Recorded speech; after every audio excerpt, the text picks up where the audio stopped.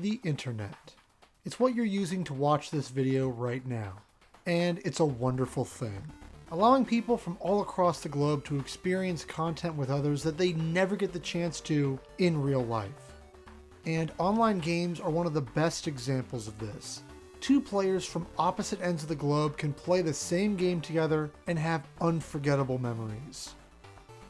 Call of Duty is as popular as it is because of its online component. It's the main draw of the franchise for the last 17 years, and its zombie mode wouldn't be nearly as popular if it weren't for online play.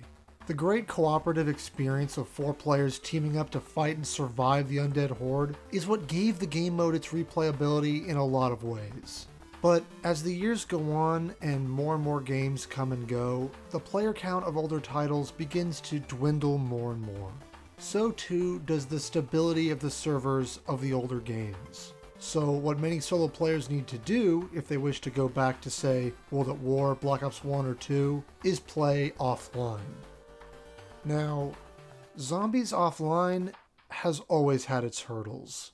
And for much longer than I think many realize, as while the newer games certainly have its major problems, I think it's important to see the trend that's been slowly creeping into COD Zombies offline play. Because despite owning the game and all the content therein, you are not getting the full experience you paid for when not playing with an internet connection.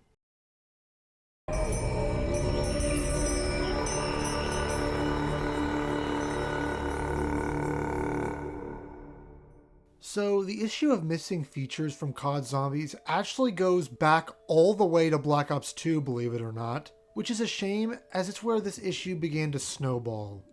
One of the premier features of the Broken Earth maps that add a lot of personality and uniqueness to the game are the permaperks, a multitude of abilities that range from the odd to the amazing, such as Steel Barriers, Perma Tombstone, which is actually better than the regular Tombstone, Red Insta-Kill, and many others.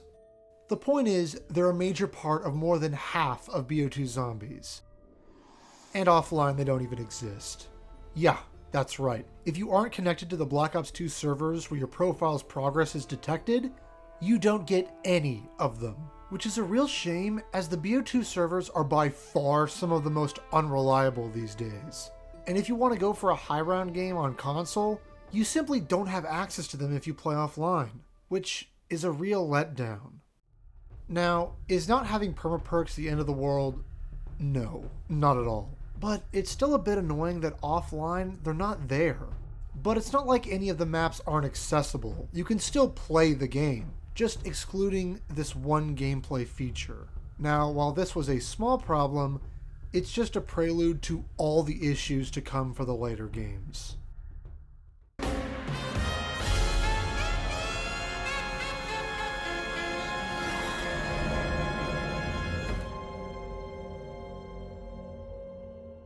Now, BO3 offline is very similar to BO2 offline, in that one of its core gameplay features just doesn't exist. That being the Mega Gobblegums. You can't use them or access them in any way. More so, the Gobblegum machine goes back to its initial 500 point first use that it used to have back on launch. So, across the board, this system is nerfed, which under normal circumstances, I'd be all for. But here's the thing. This is offline, not on any leaderboards, and not in a public match where some idiot can spawn in a perk bottle and give me mule kick. It's solo offline. So why not just allow them full access to the megas? I can't see the logic in not doing this. The only one would be that Activision or Treyarch didn't want to let players have unlimited of something that they wanted them to pay money for. But that can't be true because of the dashboarding exploit to keep all your gums online anyways. So not even letting us use them without an internet connection is stupid and lame. But this would be absolutely nothing in comparison to what Jason Blundell would do next.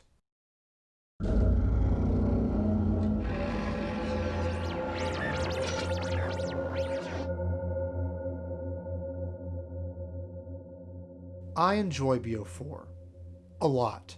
It's my favorite zombies. Online.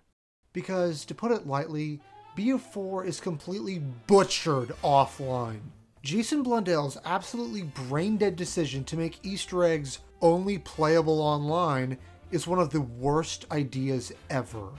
Because, many may not know, that extends to far more features than just the Easter eggs in the maps themselves. The list of things in this game that you can't access is shocking. Firstly, like BO3, none of the Mega Elixirs exist, or any of the talismans despite the custom game options having them be listed, which is confusing. Second, and perhaps most confusing of all, is that all the DLC added weapons and perks besides Ethereal Razor aren't available in the menus. You can still get the DLC guns out of the box, but you can't customize their attachments in any way, which is very disappointing. But the new perks like Zombshell, Bloodwolf Bite, and Blaze Phase aren't in the game at all. Now, all these lost features really start to negatively affect the depth and enjoyability of BO4, but here is where it gets so much worse. Because of Blundell's deliberate decision to not allow any Easter eggs to be completed offline, that affects every single map far more than anyone realizes. Because all the main quests are tied to so much of the side content that makes the BO4 map so great. For example, if we spawn in on Alpha Omega, you come to realize that you can't shoot off any of the mannequin heads, meaning the 3 different side quests tied to them can't be completed. But here's where this becomes a major problem. Once you turn on Pack-a-Punch, normally you get the option to turn on Rushmore, which is used to do the Easter egg, input all the codes for additional gameplay modifiers, but most notably, start the Mark II quests. Yes, that's right. Offline, you can't use Rushmore, meaning that all of the Raygun Mark II variants, you know, the main draw of the map, don't exist. This is what the horrible decision to have the Easter eggs tied to your internet connection does. Because all the maps are revolving around side quests and Easter eggs for you to get all the new content. Now, you're basically playing a watered-down Derice with no original wonder weapon, and all the cool stuff is gone. And it's like this for all the maps offline. Why?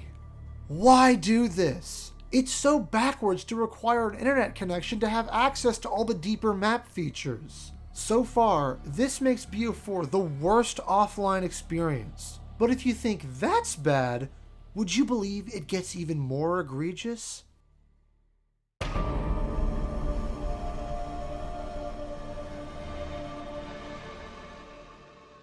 Now, I will give Cold War this.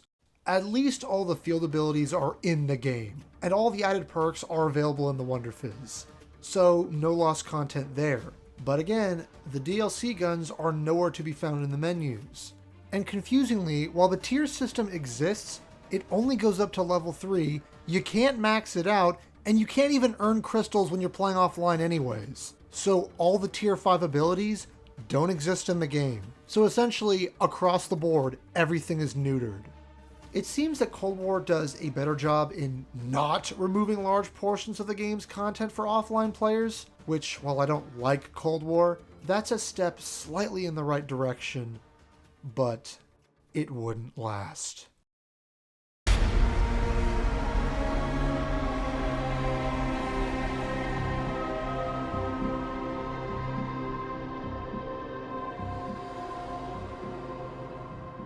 Right off the bat, Vanguard also doesn't have any DLC guns available in its menus. And because they don't appear in the box, they're just completely absent. But notably, when I spawned in on the Archon, the side quest for the Rampage Inducer isn't there. Nor are the shovels for the dig spots, or the hidden zombie outside the map. So that means side quests aren't offline.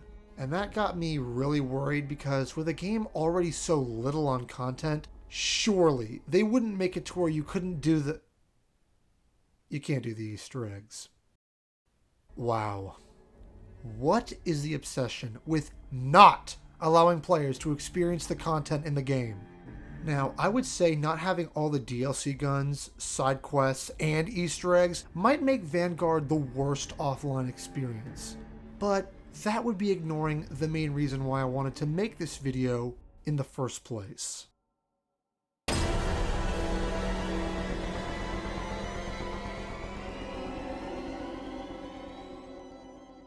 This is what happens when the developers stop caring. This is what happens when the publisher's only concern is to ship a game but not think about its longevity. Modern Warfare 3 Zombies doesn't exist offline. As it's an always online extraction shooter, you can't even see it in the menus. So they don't even give you the option to play solo, because it was never a mode made to be played solo, which itself is the problem. Taking a mode that was originally all about replayability and just completely throwing that away. And not to mention, as the player base gets smaller and smaller for MW3, you start to see that the wait times to start a match online are getting longer and longer, because the game won't start without a full lobby of 32, which is just stupid game design. But what's worse than that? What we have now with BO6. A game that it seems no one working on cared about its long-term staying power, because it too, along with the whole game, that being multiplayer and even the campaign, doesn't exist offline. The game you paid for, you can't even see it if you don't have a connection and a paid subscription. This is why I wanted to make this video, because while every previous game had minor and major features missing, they at least could be played. This is the endgame of developers no longer thinking about the long term for games, only worried about the short-term gains. And this is why we as players need to push back against this and make our voices heard, because nothing lasts forever if we don't work hard to preserve it.